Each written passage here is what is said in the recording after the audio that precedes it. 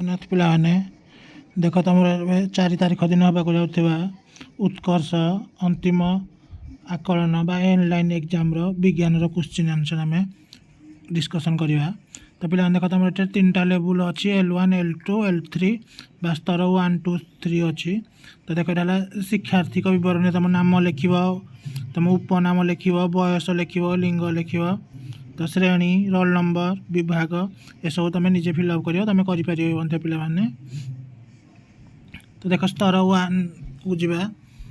ସେ question number 1 କହିଲା କ'ଣ, ଗ୍ୟାସୀୟ ପଦାର୍ଥକୁ ଥଣ୍ଡା କରାଗଲେ ଏହା ସାଧାରଣତଃ କେଉଁ ଅବସ୍ଥାକୁ ରୂପାନ୍ତରିତ ହୁଏ। ତ ଆମର ଗ୍ୟାସୀୟକୁ ଆମେ ଥଣ୍ଡା କରିବା, ତ ଗ୍ୟାସୀୟକୁ ଥଣ୍ଡା କଲେ କ'ଣ ହେବ ନା ଆମର ତରଳ ହେବ। ତ ଆମର ଅପସନ୍ ବି ହେଇଯିବ ରାଇଟ୍ ଆନ୍ସର୍, ତ ତରଳ ହେବ। ଦେଖ ନେକ୍ସଟ କ୍ୱେଶ୍ଚିନ୍ ନମ୍ବର 2କୁ ଯିବା। ସେ କହିଲା ଚିନି ସହ ବାଲି ମିଶା ଯାଇଥିଲେ ଚିନିର ଧର୍ମ କେଉଁ ଧର୍ମ ବ୍ୟବହାର କରି ତାକୁ ଅଲଗା କରାଯାଇପାରିବ। ତ ଆମର ଚିନିର କେଉଁ ଧର୍ମ ନା ଦ୍ରବଣୀୟତା, ଚିନିର ଦ୍ରବଣୀୟତା ଗୁଣ ଯୋଗୁଁ ତାକୁ ଆମେ ବାଲିରୁ ଅଲଗା କରିପାରିବା। ସେ କ୍ୱେଶ୍ଚିନ୍ ନମ୍ବର 3 ସେ କହିଲା କ'ଣ, ଖାଇବା ଲୁଣର ସଂକେତଟି କ'ଣ। ତ ଖାଇବା ଲୁଣର ସଂକେତ ହେଲା କ'ଣ ନା NaCl। ତ ଦେଖ ପିଲାମାନେ କ୍ୱେଶ୍ଚିନ୍ ନମ୍ବର 4କୁ ଯିବା। ସେ କହିଲା ପିଲାଟିଏ ଗୋଟିଏ ଜଳପୂର୍ଣ୍ଣ ପାତ୍ରରେ କିଛି ଲୁଣ ମିଶାଇ ଗ୍ଲାସ୍ ରଡ୍ ସାହାଯ୍ୟରେ ଘାଣ୍ଟିଲା। 10 ମିନିଟ୍ ପରେ ଲୁଣ ଗୁଡ଼ିକ ଆଉ ଦିଶିଲା ନାହିଁ, ତ ଏହାର କାରଣ କ'ଣ। ମାନେ ପିଲାମାନେ ଦେଖ ଗୋଟେ ଜଳପୂର୍ଣ୍ଣ ପାତ୍ରରେ କିଛି ଲୁଣ ପକା ହେଇକି ତାକୁ ମିଶାଗଲା, ତ କ'ଣ ପାଇଁ ଏହା ଲୁଣ ଆଉ ଦେଖାଗଲା ନାହିଁ। ତ କ'ଣ ହେବ ପିଲାମାନେ ଦେଖ ଅପସନ୍ ଦେଲା ଲୁଣ ବାଷ୍ପୀଭୂତ ହୋଇଗଲା, ଲୁଣ ଅଦୃଶ୍ୟ ହୋଇଗଲା, ଲୁଣ ଦ୍ରବୀଭୂତ ହୋଇଗଲା। ସେ କହିଲା ଲୁଣ ଜଳ ସହ ପ୍ରତିକ୍ରିୟା କରି ନୂତନ ପଦାର୍ଥରେ ପରିଣତ ହୋଇଗଲା। ତ କ'ଣ ହେବ ପିଲାମାନେ ନା ଅପସନ୍ ସି ହେଇଯିବ ଲୁଣ ଦ୍ରବୀଭୂତ ହୋଇଗଲା, ଲୁଣଟା ଜଳରେ କ'ଣ ହୋଇଗଲା ଦ୍ରବୀଭୂତ ହୋଇଗଲା। ତ ପିଲାମାନେ ଦେଖ ଯିବା କ୍ୱେଶ୍ଚିନ୍ ନମ୍ବର 5। ସେ କହିଲା ଯେ ପାରଦ ସାଧାରଣ ତାପମାତ୍ରାରେ କେଉଁ ଅବସ୍ଥାରେ ରହିଥାଏ। ତ ପାରଦ ସାଧାରଣ ଅବସ୍ଥାରେ ଆମର ତରଳ ଅବସ୍ଥାରେ ରହିଥାଏ ପିଲାମାନେ। ତ ଅପସନ୍ ଦେଇଛି ତରଳ, ଗ୍ୟାସୀୟ, କଠିନ ଆଉ ଉପରୋକ୍ତ କୌଣସିଟି ନୁହେଁ। ତ ଆମର ପାରଦ ଆମର ତରଳ ଅବସ୍ଥାରେ ଥାଏ। ଦେଖ କ୍ୱେଶ୍ଚିନ୍ ନମ୍ବର 6 ଯିବା। ସେ କହିଲା ପରିବେଶ ସୁରକ୍ଷା ଦୃଷ୍ଟିରୁ ନିମ୍ନଲିଖିତ କେଉଁ କାର୍ଯ୍ୟଟି ଆମ ସମସ୍ତଙ୍କ ପାଇଁ ଅତ୍ୟନ୍ତ ବିପଦଜନକ ହୋଇପାରେ। ତ ଆମକୁ 4ଟା କାର୍ଯ୍ୟ ଦେଇଛି, ଏଇ ଭିତରୁ କେଉଁଟା ଆମର ବିପଦଜନକ ସେ କହିଛି। ସେ କହିଲା କରିଦେଲା କ'ଣ, ଜଙ୍ଗଲର ବନ୍ୟଜନ୍ତୁଙ୍କ ସୁରକ୍ଷା କରିବା, ନୂତନ ଜଙ୍ଗଲ ସୃଷ୍ଟି କରିବା, ଗড় ଦେଲା ସହରର ନାଳ ନର୍ଦ୍ଦମାର ଆବର୍ଜନାକୁ ନଦୀରେ ଛାଡ଼ିବା, ଘରେ ଦେଲା ବାୟୁମଣ୍ଡଳରେ ବଢ଼ୁଥିବା ଦୂଷିତ ଗ୍ୟାସ୍ର ପରିମାଣକୁ ନିୟନ୍ତ୍ରଣ କରିବା। ତ ଏ ଭିତରୁ କେଉଁଟା ଆମର ବିପଦଜନକ ପିଲାମାନେ ସେ କହିଛି। ତ କେଉଁଟା ଆମର ବିପଦଜନକ ନା ଅପସନ୍ ଗ'ଟା ହେଇଯିବ ବିପଦଜନକ, ସହରର ନାଳ ନର୍ଦ୍ଦମାର ଆବର୍ଜନାକୁ ନଦୀରେ ଛାଡ଼ିବା। ତାହେଲେ କ୍ୱେଶ୍ଚିନ୍ ନମ୍ବର 7 ସେ କହିଲା ଫୁଲ ଦ୍ୱାରା ଉଦ୍ଭିଦର ସମ୍ପାଦିତ ହେଉନଥିବା କାର୍ଯ୍ୟଟି କ'ଣ। ତ ଫୁଲ ଦ୍ୱାରା ଏହି ଭିତରୁ କେଉଁଟା କାର୍ଯ୍ୟଟା ସମ୍ପାଦିତ ହେଉନାହିଁ। ଉଦ୍ଭିଦର ବଂଶ ବିସ୍ତାର ହୋଇଥାଏ, ଫଳ ତିଆରିରେ ସାହାଯ୍ୟ ବି କରିଥାଏ ଫୁଲ, କୀଟପତଙ୍ଗମାନଙ୍କୁ ନିଜ ଆଡ଼କୁ ଆକୃଷ୍ଟ ବି କରିଥାଏ ଫୁଲ। ତ ଏଇଟା କେଉଁଟା ହେଉନି ନା ଉଦ୍ଭିଦ ନିମନ୍ତେ ଖାଦ୍ୟ ପ୍ରସ୍ତୁତ କରିଥାଏ, ଏଇଟା ଫୁଲର କାର୍ଯ୍ୟ ନୁହଁ, ଏଇଟା ହେଲା ପତ୍ରର କାର୍ଯ୍ୟ। ପିଲାମାନେ ତୁମମାନେ ଜାଣିଥିବ। ସେ କହିଲା ଅବନି କିଛି ବି ଟାଣ ଜିନିଷ ଖାଇଲେ ତାର ଦାନ୍ତ ମାଢ଼ିରୁ ରକ୍ତ ବାହାରେ, ତାହାର ହାଡ଼ ମଧ୍ୟ ଅତି ଦୁର୍ବଳ, ମୁହଁରେ ଧଳା ଦାଗ ତଥା ସର୍ଦ୍ଦି କାଶରେ ମଧ୍ୟ ସେ ପୀଡ଼ିତ। ଅବନି ଶରୀରରେ କେଉଁ ଭିଟାମିନ୍ ଆବଶ୍ୟକତା ସବୁଠାରୁ ବେଶୀ ହୋଇପାରେ। ତ vitamin A, vitamin B, vitamin C, vitamin D। ତ ପିଲାମାନେ ଦେଖ ଦାନ୍ତ ମାଢ଼ିରୁ ରକ୍ତ ବାହାରେ, ଦାନ୍ତ କେଉଁ ଭିଟାମିନ୍ ଅଭାବରେ, ଭିଟାମିନ୍ Cର ଅଭାବରେ ବାହାରିଥାଏ। ତ ପିଲାମାନେ ଦେଖ କମେଣ୍ଟ ବକ୍ସରେ କମେଣ୍ଟ କରେ ଏହାର ଆନ୍ସର୍ କ'ଣ, ଭିଟାମିନ୍ C ହେବ ନା ଭିଟାମିନ୍ D ହେବ। ପିଲାମାନେ ଦେଖ ନେକ୍ସଟ କ୍ୱେଶ୍ଚିନ୍। ସେ କହିଲା 9 ନମ୍ବର ଖାଦ୍ୟ ପ୍ରସ୍ତୁତ କରିବା ନିମନ୍ତେ ଉଦ୍ଭିଦର କେଉଁ ଅଂଶ ମୁଖ୍ୟ ଭୂମିକା ଗ୍ରହଣ କରିଥାଏ। ତ ଖାଦ୍ୟ ପ୍ରସ୍ତୁତ କରିବାରେ ଗଛର କେଉଁ ଅଂଶ। ଅପସନ୍ କରିଦେଲା ଚେର, ଅପସନ୍ ଖରିଦେଲା ପତ୍ର, ଅପସନ୍ ଗড়ଦେଲା ଫଳ, ଅପସନ୍ ଘରେଦେଲା କାଣ୍ଡ। ତ କେଉଁଟା ପିଲାମାନେ ନା ଅପସନ୍ ଖ ପତ୍ର ହେବ।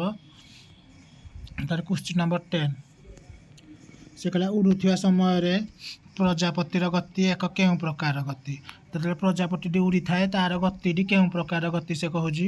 ତ ଅପସନ୍ କ ରେ ଦେଲା କମ୍ପନ ଗତି, ଅପସନ୍ ଖ ରେ ଦେଲା ଅନିୟମିତ ଗତି, ଅପସନ୍ ଘରେ ଦେଲା ସରଳ ରୈଖିକ ଗତି, ଅପସନ୍ ଘରେ ଦେଲା ବୃତ୍ତୀୟ ଗତି। ତ ଆମର ପ୍ରଜାପତି ଯେତେବେଳେ ଉଡ଼ୁଥିବ ତାର ଗତିକୁ ଆମର କ'ଣ କହିବା ନା ଅନିୟମିତ ଗତି ହୋଇଥାଏ ସେ। ତ କ୍ୱେଶ୍ଚିନ୍ ନମ୍ବର 11 ସେ କହିଲା ନିମ୍ନୋକ୍ତ ବସ୍ତୁ ଗୁଡ଼ିକ ମଧ୍ୟରୁ କେଉଁଟି ଏକ କଷ ଅଙ୍ଗିକା ନୁହେଁ? କଷର ଅଙ୍ଗିକା ନୁହେଁ। ଅପସନ୍ କରିଦେଲା ଟିସ୍ୟୁ, ଘରେ ଦେଲା ରସଢାନୀ, ଘରେ ଦେଲା ମାଇଟୋକଣ୍ଡ୍ରିଆ, ଘରେ ଦେଲା ରାଇବୋଜ।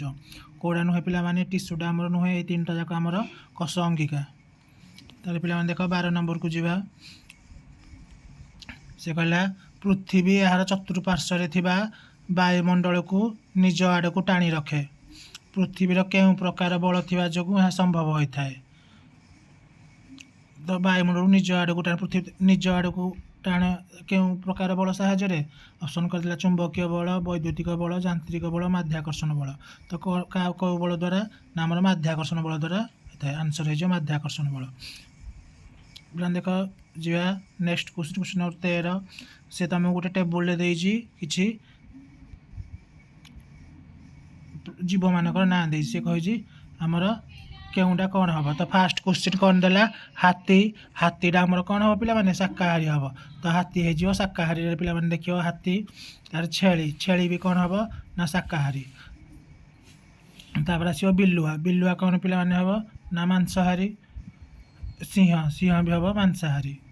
ତାପରେ କୁକୁର। କୁକୁର କ'ଣ? ସର୍ବାହାରୀ। ସେ ଆଉ କ'ଣ? କାଉ। କାଉ ବି ହେଲା ଆମର ସର୍ବାହାରୀ। ସେ ଦୁଇଟି ଯାକ ଖାଦ୍ୟ ଖାଇଥାଏ। ପିଲାମାନେ 14 ନମ୍ବର ସେ କହିଲା ନିମ୍ନଲିଖିତ ମୌଳିକ ମଧ୍ୟରୁ କେଉଁ ଦୁଇଟି ଦୁଇ ପରମାଣୁ ବିଶିଷ୍ଟ ଅଣୁ ଗଠନ କରନ୍ତି? କିଏ କିଏ ପିଲାମାନେ? ତ ଅପସନ୍ ଦେଲା sulphur, hydrogen, carbon, magnesium, oxygen. ଏକରେ ହେବ ହାଇଡ୍ରୋଜେନ୍ ପିଲାମାନେ। ହାଇଡ୍ରୋଜେନ୍ H2 ହାଇଡ୍ରୋଜେନ୍ ଲେଖିବ ପିଲାମାନେ। ମୁଁ H2 ଲେଖିଦେଇଛି। 2ରେ ହେବ କ'ଣ? ଅକ୍ସିଜେନ୍ ବା O2। ତାର 15 ନମ୍ବର କ'ଣ କହିଲା ପିଲାମାନେ? କିଛି ଆମକୁ ଗୋଟେ ଟେବୁଲରେ ଦେଲା, କିଛି ଆମକୁ ଶବ୍ଦ ଦେଇଦେଲା। କ'ଣ କ'ଣ ଶବ୍ଦ ଦେଲା? ଘର୍ଷଣ, ମାଧ୍ୟାକର୍ଷଣ, ଦିଗ, ଟଣା, ବେଗ, ଠେଲା। ଆମକୁ କିଛି ଶୂନ୍ୟ ସ୍ଥାନ ଦେଲା ପୂରଣ କରିବା ପାଇଁ ଏଇଗୁଡ଼ିକ ଶବ୍ଦକୁ ନେଇକି। ତ ସେ କ'ଣ କହିଲା? ଡ୍ୟାସ୍ ବା ଡ୍ୟାସ୍ ଏହିଭଳି ଦୁଇ ପ୍ରକାର ବଳ ଅଛି। ତ ଏଇଟା କ'ଣ ହେବ? ଟଣା ବା ଠେଲା। ଦୁଇ ପ୍ରକାର ବଳ ଅଛି। ରବି ବଳ ପ୍ରୟୋଗ କରି ବସ୍ତୁର ଡ୍ୟାସ୍ ଓ ଡ୍ୟାସ୍ ବଦଳାଇ ଦେଲା। ତ ଦିଗ ଓ ବେଗ। ଭାରୀ ବସ୍ତୁକୁ ଗତିଶୀଳ କରିବା ପାଇଁ ଅଧିକ ବଳ ଆବଶ୍ୟକ ପଡ଼ିଥାଏ। ଡ୍ୟାସ୍ ବଳ ବସ୍ତୁର ଗତିକୁ କମାଇ ଦେଇଥାଏ। ତ କେଉଁ ବଳ? ନା ଆମର ଘର୍ଷଣ ବଳ। ତ ଏଇଟା ହେବ ଆମର କ'ଣ? ଘର୍ଷଣ।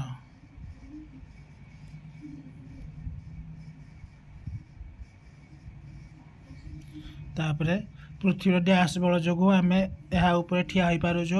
ନା ଆମର ମାଧ୍ୟାକର୍ଷଣ। ତ ଏଇଟା ହେବ ମାଧ୍ୟାକର୍ଷଣ।